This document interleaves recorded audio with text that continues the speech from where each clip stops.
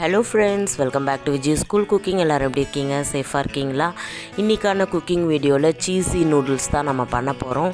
நூடுல்ஸில் சீஸ்லாம் போட்டு ஒரு வித்தியாசமான முறையில் ஒரு வித்தியாசமான டேஸ்ட்டில் இருக்கும். ரொம்பவே டேஸ்ட்டாக இருந்துச்சு. இந்த சூப்பரான சீஸி நூடுல்ஸ் எப்படி செய்யலான்னு வீடியோக்குள்ளே போய் பார்க்கலாம். போகிறதுக்கு முன்னாடி நம்ம சேனலை புதுசாக பார்க்குறவங்க வீடியோவை ஸ்கிப் பண்ணால் முழுவதுமாக பாருங்கள். பிடிச்சிருந்துச்சுன்னா சப்ஸ்கிரைப் பண்ணுங்கள். கூடவே இருக்கிற பெல் ஐக்கானை ஆல்ல செட் பண்ணிக்கோங்க. அப்போ தான் நாங்கள் போடுற வீடியோ உங்களுக்கு உடனுக்குடன் நோட்டிஃபிகேஷனாக வரும். நீங்கள் பார்த்து என்ஜாய் பண்ணலாம். இப்போ ஸ்டவ் ஆன் பண்ணிக்கோங்க. ஒரு கடாய் வச்சு அதில் ஒரு 2 டேபிள் ஸ்பூன் அளவுக்கு ஆயில் விட்டுக்கோங்க. நான் ஒரு பெரிய வெங்காயம், ஒரு பெரிய தக்காளி, ஒரு 2 பச்சை மிளகாய் இந்த மாதிரி கட் பண்ணி சேர்த்துக்கோங்க. வெங்காயம் தக்காளி நீல வாக்கில் கட் பண்ணிக்கோங்க. பச்சை மிளகாவை பொடியாக நறுக்கி எல்லாத்தையுமே ஒன்றா சேர்த்து வதக்குங்க. இப்படி வதக்கிறது ஒரு வித்தியாசமான டேஸ்ட் கொடுக்கும். இது வதங்கிறதுக்கு கொஞ்சமாக உப்பு சேர்த்துக்கலாம். உப்பு சேர்த்துட்டு நல்லா கொஞ்சம் வதக்கி விட்டுக்கோங்க. இது ஓரளவுக்கு வதங்கினதும் நான் கோஸ் சேர்த்துருக்கேன். கோஸ் மட்டும் இல்லை, உங்களுக்கு எந்த வெஜிடபிள்ஸ் பிடிக்குமோ, குடமிளகாய், அதுக்கப்புறம் பச்சை பட்டாணி, இதை மாதிரி உங்களுக்கு வெஜிடபிள்ஸ், கேரட்டு, பீன்ஸு இதை மாதிரி எது பிடிக்குமோ நீங்கள் அதெல்லாம் சேர்த்துக்கலாம். நான் yippee பிராண்டு நூடுல்ஸ் எடுத்திருக்கேன். அதில் ஆல்ரெடி கேரட் பீன்ஸ் இருக்கும். அதனால் நான் கோஸ் மட்டும் சேர்த்துருக்கேன். இப்போ கொஞ்சமாக மஞ்சத்தூள் சேர்த்துக்கலாம். ஒரு அரை ஸ்பூன் அளவுக்கு குழம்பு மிளகாய் தூள் சேர்த்துக்கலாம். நீங்கள் தனி மிளகாய் தூள் கூட சேர்த்துக்கலாம்.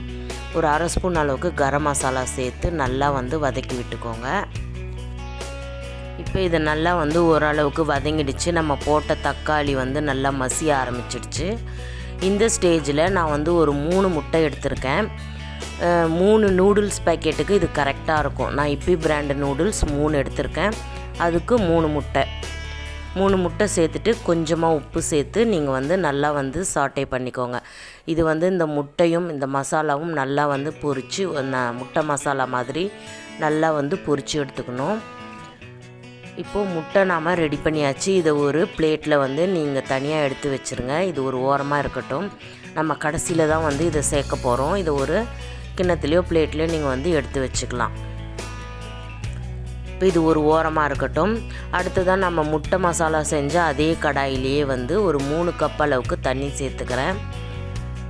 நூடுல்ஸ் எடுக்கிறத பொறுத்து நீங்கள் தண்ணி ஆட் பண்ணிக்கோங்க. நான் 3 பேக்கெட் yippee நூடுல்ஸ் எடுத்திருக்கேன். அதனால் 3 கப் அளவுக்கு தண்ணி சேர்த்துக்கிறேன். அதே கடாயிலே செய்யலாம், ஒன்றும் பிரச்சனை இல்லை. இப்போது நான் 3 yippee நூடுல்ஸையும் அதில் சேர்த்துக்கிறேன்.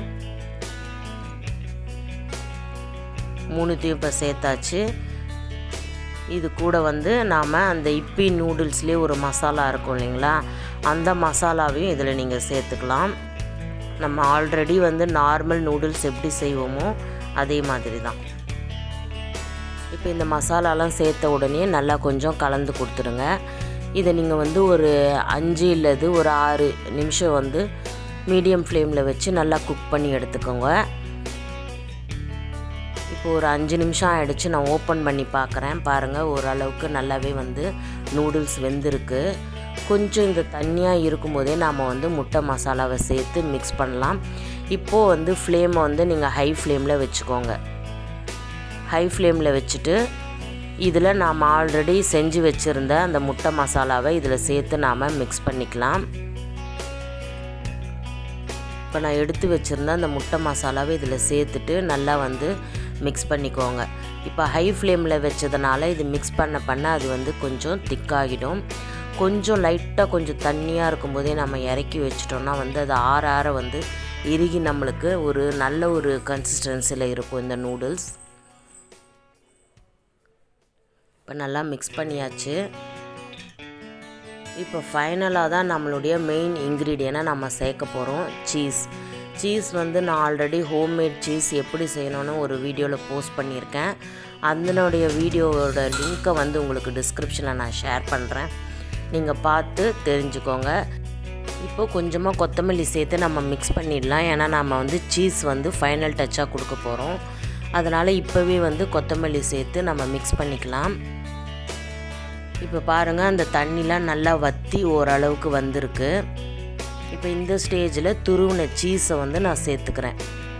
இது ஹோம்மேட் சீஸ். லிங்க் டிஸ்கிரிப்ஷனில் கொடுக்குறேன், நீங்கள் செக் பண்ணிக்கோங்க. ரொம்ப ஈஸியாகவே செய்யலாம். இப்போ இதை மேலே வந்து லைட்டாக வந்து தூவி விட்டுக்கலாம்.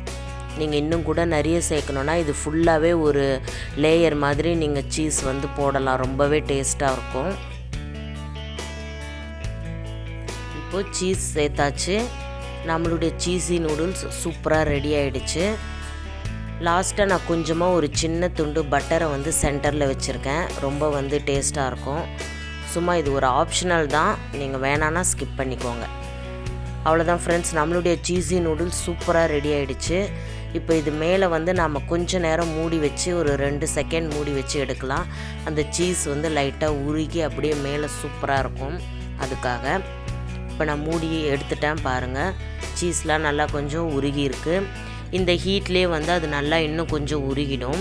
இப்போ நம்ம வந்து ஸ்டவ் ஆஃப் பண்ணிவிட்டு எடுத்து வச்சிடலாம், சர்வ் பண்ணலாம். ஓகே ஃப்ரெண்ட்ஸ், சீஸி நூடுல்ஸ் சூப்பராக ரெடி ஆகிடுச்சு. கண்டிப்பாக உங்கள் குழந்தைங்களுக்கு ரொம்பவே பிடிக்கும். வாரத்தில் ஒரு முறையாவது இதை மாதிரி வித்தியாசமான முறையில் நூடுல்ஸ் செஞ்சு கொடுங்க. நம்மளுடைய சேனலில் நிறைய நூடுல்ஸ் ஐட்டம் போஸ்ட் பண்ணியிருக்கோம், ப்ளேலிஸ்ட் இருக்குது, செக் பண்ணிக்கோங்க. லிங்க் வந்து டிஸ்கிரிப்ஷனில் நான் ஷேர் பண்ணுறேன், செக் பண்ணிக்கோங்க. நீங்களும் உங்கள் வீட்டில் ட்ரை பண்ணுங்கள், எனக்கு கமெண்ட்ஸில் எப்படி இருந்துச்சுன்னு சொல்லுங்கள். நம்ம சேனலை சப்ஸ்கிரைப் பண்ண மறந்துடாதீங்க. நெக்ஸ்ட் ஒரு வீடியோவில் சந்திக்கிறேன். Until then, bye from Vijis.